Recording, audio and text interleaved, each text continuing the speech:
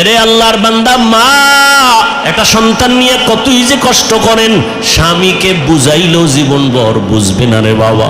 ওই বোঝা তো তোমার মাথায় কোনোদিন আসে না রে বাবা।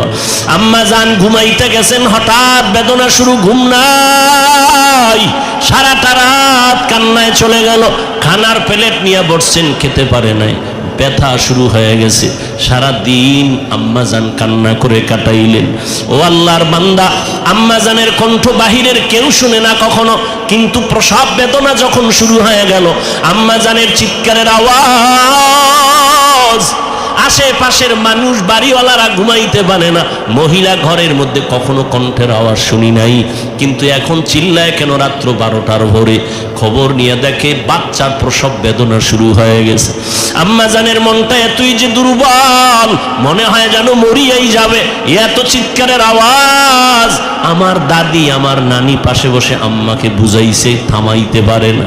আম্মাজান এক পর্যায়ে নিরুপায় নিজেরে মনে করিয়া স্বামীকে ডাকছে, আমার বাবারে ডাকছে।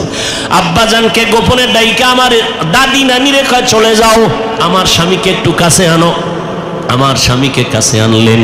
আম্মাজান স্বামীর হাতটা ধইরা চোখের পানি ছেড়ে কাঁদে আর কয়, স্বামী, আমি আপনার ঘরে সংসার করতে গিয়ে কত বেয়াদবি করেছি, আপনার যেইভাবে খেদমত করা দরকার আমি করতে পারি নাই, দয়া করে আপনি আমার দাবিটা ছেড়ে দেন, আমাকে মাফ করে দেন।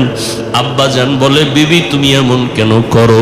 বলে, আমার মাথায় মনে হয় 7 আসমানের বোঝা চেপে আসছে, আমার মনে হয় আমি মরিয়া যাব, আর দুনিয়ার সূর্য বুঝি দেখতে পারবো না, প্রসব বেদনা সহ্য করতে পারি না রে স্বামী।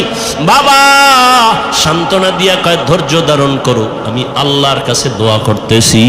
দিনদার স্বামী গিয়া নামাজের মুসাল্লায় দাঁড়াইয়া একটা চিৎকার দিয়া কয়, রে মালিক, কুদরতের ক্ষমতা জাহের করে দাও। ও আল্লাহর বান্দারা, আমার মায়ার নবী এই মায়ের সম্মান বজায় রেখেছেন, কন্যাদের উপরে যেন জুলুম না হয়। ওই আরবের মুশরিক বেঈমানেরা ঘুরে আর কয়, মুহাম্মদের কপাল খারাপ, কারণ ওর ছেলে নাই, ওর আছে কন্যা, মরিয়া গেলে ওর ইজ্জত আর বংশ কে রক্ষা করবে? নবীর মনে কষ্ট। আল্লাহ পাক সান্ত্বনা দিলেন, ইন্না আতাইনা কাল কাউসার, ও নবী আপনাকে কাউসার দান করছি, টেনশন নাই।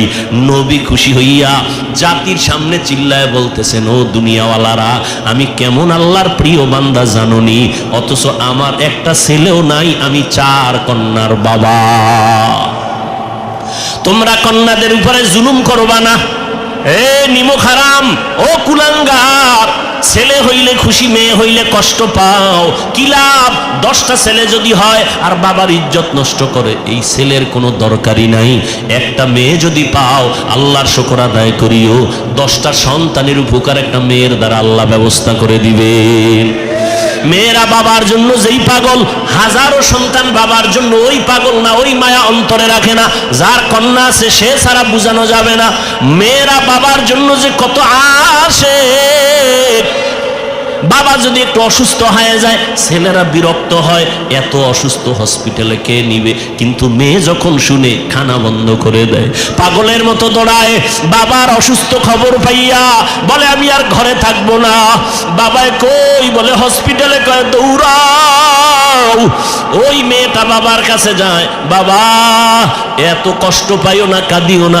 একটা মেয়ে বাবার জন্য এতটাই ফেদা, এতটাই মায়া মোহাব্বত নিয়ে চলে। একটা মেয়ে চায় তার কলিজাটা কাইটা বাবার জন্য দিয়ে দিবে। ওই মেয়ে পাইয়া যারা খুশি না, তোমাদের কপাল বড় খারাপ। নবী বলেন, একটা কন্যা পাইছো, একটা জান্নাতের মালিক হয়ে গেছো। 2টা কন্যা পেয়েছো, 2টা জান্নাতের মালিক হয়ে গেছো। আমার মায়ার নবী ওই চরিত্রহীন মানুষগুলোর জমিনে আইসা আমার নবী তাদের আলিঙ্গন করলেন, বুকে লাগাইলেন।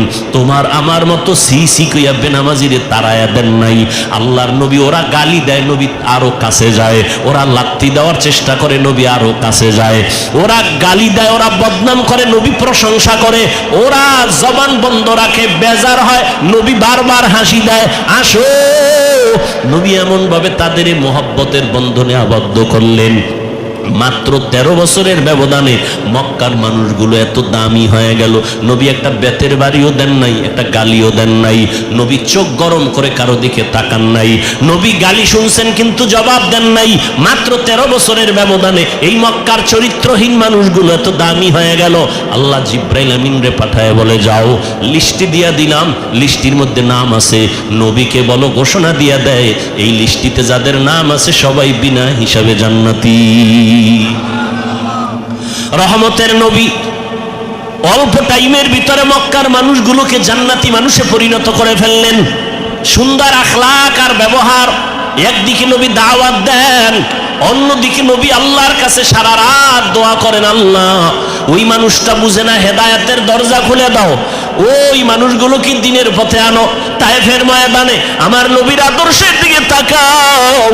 তায়েফের ময়দানে ওই কাফের ওরা সবাই নবীজির দেখে ছোট ছোট বাচ্চাগুলো লেলিয়ে দিল, বলে পাথর মেরে মক্কার এই পাগলটারে তাড়ায়া দাও। মায়ার নবীর যখন পাথর মারে বৃষ্টির মতো রক্তগুলো পড়ে পড়ে নবীজির জুতা মুবারক আটকায় গেছে। নবী চোখের পানি ছেড়ে কাঁদে, আল্লাহ সহ্য করতে পারলেন না। ও জিব্রাইল, আমার নবীরে গিয়া বলো এখনই তায়েফের জমিন উল্টায় সব ধ্বংস করে দেই। জিব্রাইল ঈসা বলেন, ইয়া রাসূলুল্লাহ, আল্লাহ পাকের হুকুম, আপনি বললে তায়েফের জমিন উল্টায় দিব, সব মেরে ফেলবো। মায়ার নবী কাঁদেন আর বলেন, না না, এদেরে মারবা না, এরা চিনে না, এরা বুঝে না আমি মুহাম্মদকে। আমার মা নাই, বাবা নাই, আমি বড় ইয়তীম, দুনিয়াতে বাবা বলে ডাকতে পারি নাই, 6 বছরে মা হারায় ফেললাম, আমি বড় অসহায়। তবে এদের মারিও না, একদিন এদের দ্বারা দিনের বড় উপকার হবে। আমার মায়ার নবীকে যতই ওরা গালি দিত, আমার নবী একটা গালিও দেন নাই, জবাবও দেন নাই। নবীর আদর্শ দিয়া মক্কার জমিনটাকে জান্নাতি মানুষ বানায় দিলেন সব। ও আল্লাহর বান্দারা, ওই রহমতের নবী কেমন আদর্শ কায়েম করে দিলেন। যুবকদের নবী বলে গেলেন, যুবকের আমি মুহাম্মদের উপকার করেছে, বুড়ারা আমি মুহাম্মদের বিরোধিতা করেছে। ও যুবক বাবা, কয়দিন আর দুনিয়াতে বাঁচবা? আমি কিন্তু এতক্ষণ চিল্লাইলাম, তোমার পায়ে ধরে ধরে বয়ান করলাম, কুত্তার মতো সারাটা দেশে ওলামায়ে কেরাম দৌড়ায় আর বয়ান করে পাও ধরে। ও আল্লাহর বান্দারা, বিনিময়ে তোমরা একটা টাকাও দাও না, বরং গালি দাও, বিরোধিতা করো। এরপর আলেমরা কিন্তু এর গালির জবাবও দেয় না, বরং দেখলে হাসি মুখে সালাম দেয়, মোহব্বতের সাথে বুকে লাগায়। এর একটাই মাত্র কারণ, নববী আদর্শে তারা চলতেছেন, দুনিয়ার মানুষের দিনের পথে ডাকতেছেন। ও যুবক বাবারা, আজকে আমি এই কথা বলি নাই তুমি আজকে আমার মতো পাগড়ি লাগাও, স্কুল কলেজে তালা লাগায় মাদ্রাসায় চলে আসো। না রে বাবা, তুমি স্কুলে থাকো, কলেজে থাকো, লেখাপড়া করো, চাকরি করো, ডাক্তারি পড়ো, ইঞ্জিনিয়ারিং পড়ো, ব্যবসা করো, রহমতের নবীর মোহাব্বত লাগায় সুন্নাতওয়ালা জিন্দেগির দিকে আগাও। নবীর পুরাটাই রহমত, এর বাইরে কিছুই নাই। জগৎ সমূহের জন্য রহমত। এখানে অনেকে তর্জমা করে উভয় জগতের জন্য রহমত। উভয় জগৎ মানে দুনিয়ার জগৎ, পরকালের জগৎ। আমি তর্জমা করলাম জগৎ সমূহের জন্য রহমত। তার মানে জগৎ দুইটা না, জগৎ আরো বেশি। রুহের একটা জগৎ, আলাদা জগৎ। মায়ের গর্ভের একটা জগৎ, আলাদা জগৎ। দুনিয়ার জগৎ একটা আলাদা জগৎ। আলমে বারজাখ, কবর জগৎ একটা আলাদা জগৎ। হাসরের ময়দানের একটা জগৎ হলো আলাদা জগৎ। জান্নাত ও জাহান্নামের জগৎ আলাদা জগৎ। আল্লাহ বলেন, এই সব জগতের জন্য আমি আল্লাহ হলাম রব্বুল আলামিন, আর আমার বন্ধু মুহাম্মদকে বানায় দিলাম রাহমাতুল লিল আলামিন। সমস্ত জগতের জন্য আমি আল্লাহ হলাম রব, আর আমার বন্ধু মুহাম্মদকে বানায় দিলাম রহমত। আমার বন্ধুর পুরাটাই রহমতে ভরা। এই জন্য আমি আল্লাহ প্রথম আওয়াজ দেই গরম, এরপরে নরম। আমার বন্ধুর সব কথাই নরম, গরম কথা কম। আমি আল্লাহ গরম আওয়াজ দিলাম আল আসর ইন্নাল ইনসানা লাফি খুসর।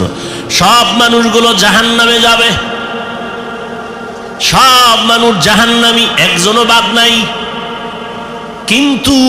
কিন্তু বইলে একটু ঠান্ডা করলাম, সব জাহান্নামে যাবে না। ইল্লাল্লাযীনা আমানু ওয়া আমিলুস সালিহাত, যারা ঈমান আনবে, নেক আমল করবে, এরকম 4 গুণওয়ালারা জান্নাতি। আপনার আমার মায়ার নবী, রহমতের নবী, আল্লাহ পাক বুঝায় দিলেন কেমন রহমত। নবী বলেন সব উম্মত জান্নাতি, কুল্লু উম্মতি ইয়াদখুলুনাল জান্নাহ, সব উম্মত জান্নাতে যাবে, কিন্তু যারা আমাকে মানে না তারা সহসায় জান্নাতে যাবে না। রহমতের নবী, রূহের জগতের জন্য নবী রহমত, মায়ের গর্ভের ক্ষেত্রে নবী রহমত, দুনিয়ার জগতের জন্য নবী রহমত, কবর জগতের জন্য নবী রহমত, হাসরের জগতে নবী রহমত, জান্নাত ও জাহান্নামের জগতের মাঝেও রাসূল রহমত। জান্নাতে রহমত হবে, জাহান্নামে রহমত হবে, এটা কেমন কথা? ভিন্ন ভিন্ন আলোচনা। রূহের জগতের জন্য নবী কেমন রহমত, ভিন্ন আলোচনা। দুনিয়ার জগতের জন্য নবী কেমন রহমত, ভিন্ন আলোচনা। কবর জগতের জন্য নবী কেমন রহমত, ভিন্ন আলোচনা। হাসর জগতের জন্য কেমন রহমত আমার নবী, ভিন্ন আলোচনা। আমি শুধু দুনিয়ার জন্য নবী কেমন রহমত এ বিষয়ে 2-4টা কথা বলবো। দুনিয়ার জগতের জন্য নবী রহমত, কেমন রহমত? বলে মুমিনদের জন্য রহমত আলাদা, মুমিনদের জন্য নবী রহমত, বেঈমানের জন্য নবী রহমত। পুরুষের জন্য নবী যেমন রহমত, নারীদের জন্য নবী রহমত। মানুষের জন্য নবী যেমন রহমত, জিনদের জন্য নবী রহমত, ফেরেশতাদের জন্য নবী রহমত। নবী যেমন মানুষের জন্য রহমত, ভিন্ন ভিন্ন প্রাণীদের জন্য নবী রহমত।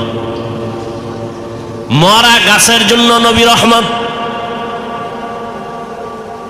সমুদ্রের প্রাণীর জন্য নবী রহমত, জঙ্গলের প্রাণীদের জন্য নবী রহমত।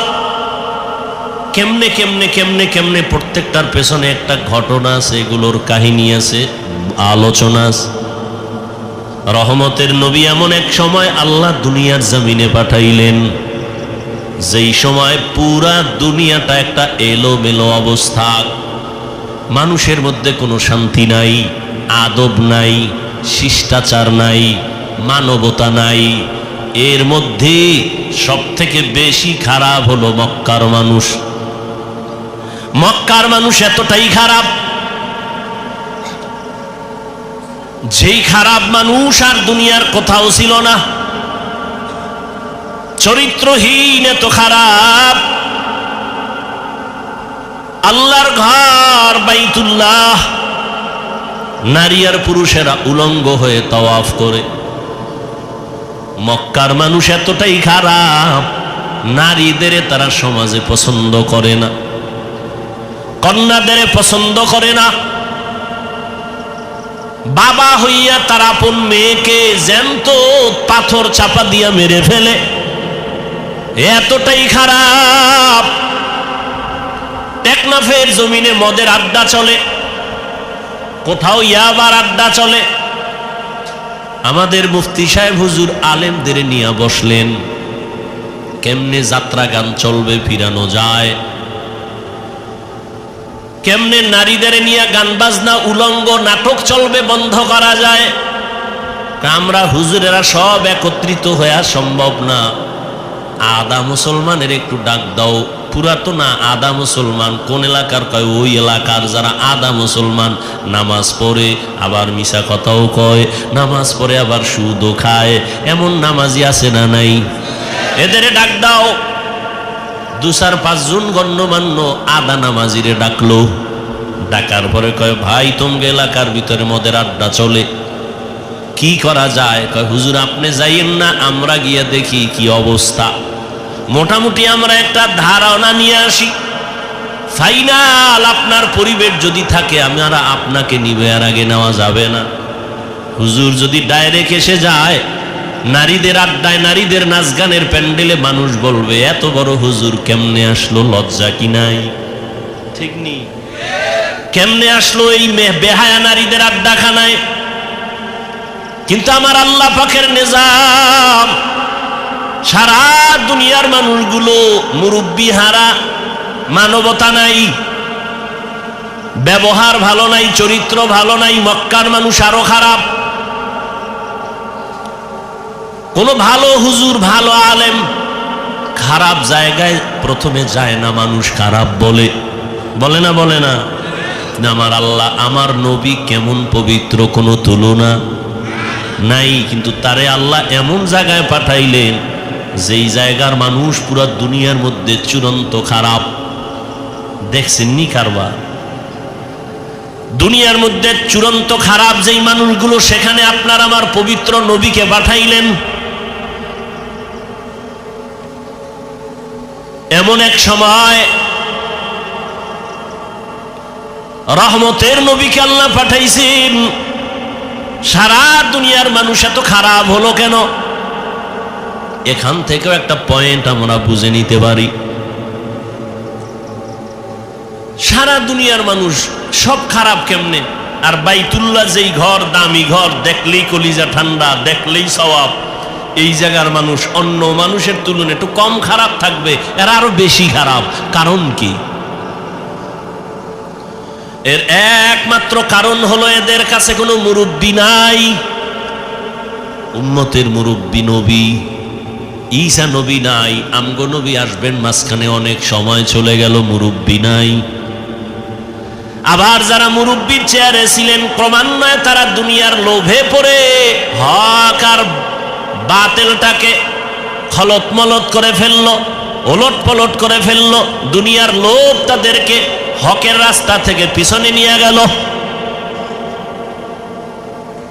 এই জন্য যারা মুরব্বি মানবে না, তাদের মরার আগেই পদস্খলন হবে। আল্লাহ মানুষ বানাইছেন, মানুষ বানায় মানুষ যেন তার সম্মান ঠিক রাখিয়া চলতে পারে, সেজন্য দুইটা ব্যবস্থাও দিয়েছেন। প্রথম ব্যবস্থার নাম মুরব্বি মেনে চলো। দ্বিতীয় ব্যবস্থার নাম আল্লাহর দেওয়া কিতাব অনুসরণ করো। বর্তমান দুনিয়াতে মানামানির ক্ষেত্রে তিনটা দল আছে সারা দুনিয়ায়। এক দল বলে আমরা মুরব্বি মানি না, আমরা কিতাব মানি, কোনো ব্যক্তি মানি না। চায়ের দোকানে বইয়া চা পান করে আর আড্ডা দেয়ার খায়। আমরা হাদিস কোরআন মানি, কোনো হুজুর টুজুর মানি না, ওলিয়া উলিয়া মানি না, মাযহাব মানি না, আমরা কোনো ব্যক্তি মানি না। যারা শুধু কিতাব মানি বলে, ব্যক্তি মানে না, আল্লাহর কসম তারা ভণ্ড। আর এক দল আছে আমরা মুরব্বি মানি, কোনো কিতাব মানি না। কিতাব মানবো কি? আব্বাও পড়তে পারে না, আমরাও পড়তে পারি না, কোরআনের আরবি কি পড়তে জানি না, হাদিসের আরবি বুঝি না, পড়তেও পারি না। আমগো ফিসাব যা কয় তাই মানবো। কয় পীর যদি জাহান্নামের দিকে নেয় কি করবি? কয় যাব। তাহলে যারা কিতাব মানে, শুধু ব্যক্তি মানে না, ভণ্ড। আবার যারা ব্যক্তির গোলামি করে, কোনো কিতাব মানে না, কোরআন সুন্নাহর আলোকে চলে না, তারাও ভণ্ড। আর যারা বলে আমরা ব্যক্তিও মানি, কোরআন হাদিসও মানি, তারা হক। কারণ ব্যক্তি ছাড়া কোরআন হাদিস বোঝা যাবে না। তবে ব্যক্তিকে আল্লাহকে আমি সিলেকশন করে দিলাম, পরীক্ষা দিবি ছাত্র, পরীক্ষায় পাশ করার জন্য তোকে গাইড দেওয়া লাগবে, তাও আমি দিয়ে দিলাম। আল্লাহ বলেন গাইডের নাম কোরআন। গাইড বুঝো না, বুঝাইয়া দেওয়ার জন্য কোচিং মাস্টার লাগবে, কোচিং প্রাইভেট মাস্টার। এরা তোরে গাইড ধরে ধরে বুঝাবে, পরীক্ষার প্রশ্নগুলো দাগায় দিবে। আল্লাহ বলেন আমি গাইড দিলাম কোরআন, আর এই গাইডকে তোর কাছে বুঝাইয়া দেওয়ার জন্য আমি কোচিং মাস্টার বানাইলাম রাহমাতুল লিল আলামিন। যদি তুই নিজে নিজে গাইড পড়ো, আগাইতে পারবি না, কোনো না কোনো এক জায়গায় আটকায়া যাবি, ফেল। 10 সাবজেক্টের মধ্যে বান্দা তুমি সবটায় যদি 100 করে পাও, একটায় যদি তুমি 20 পাও, তুমি পুরাটাই ফেল। 10টা সাবজেক্টের ভিতরে প্রত্যেকটায় যদি তোমার 100 নাম্বার দরকার নাই, 50 দরকার নাই, 33 করে যদি তুমি সবগুলোতে সমানভাবে পাও, তুমি পাস। কিন্তু 9টা সাবজেক্টে তুমি 100 নাম্বার পাইছো, একটায় পাইছো মাত্র 28 বা 25, তুমি পুরা সাবজেক্ট ওয়ারি ফেল। ঠিক না? জিহাদের ময়দানে নাম্বার উঠাইছো 100, তাজকিয়ার লাইনে তোমার নাম্বার 20, তুমি ফেল। তাজকিয়ায় নফসের লাইনে তোমার নাম্বার 100, জিহাদের ময়দানে তোমার নাম্বার 20, তুমি ফেল। আমার রসুলের প্রত্যেকটা কাজের ক্ষেত্রে তোমার অন্তর দিয়া দাও, জান মাল কোরবান করে 100 নাম্বার উঠাও, তুমি পাস। রহমতের নবী বিদায় বেলা চলে গেলেন। এই উম্মত কিয়ামত পর্যন্ত আর একটা সেকেন্ডের জন্য নবীকে পাবে কি? টেকনাফে নবী আইবেননি? মাঝে মাঝে আসবেন। আবু বকর, ওমর, ওসমান, আলী, কোন সাহাবায়ে কেরাম আসবেন রাদিয়াল্লাহু আনহুম আজমাইন, আসবেন। আবু হানিফা, ইমাম বুখারী, ইমাম মুসলিম, ইমাম তিরমিজি আসবেন। বড় পীর আব্দুল কাদের জিলানী আসবেন। আমগো কাম কি? আমরা তো জান্নাতে যাব না ইনশাআল্লাহ। এখন জান্নাতে যে যাব, পথ কই, ঠিকানা কই? ঠিকানা লাগবে না? ঠিকানা আছে কোরআন হাদিসে। কোথায়? এখন আপনি কোরআনের আরবিও বুঝেন না, হাদিসেরও আরবি বুঝেন না, নামের উপায় কি? একটাই মাত্র পথ। আল্লাহর নবী বলেন, আমি বিদায় হয়ে গেল, আমি দুইটা জিনিস তোমাদের মাঝে রেখে গেলাম, দইরা রাখলে ঈমানও যাবে না, সম্মানও যাবে না।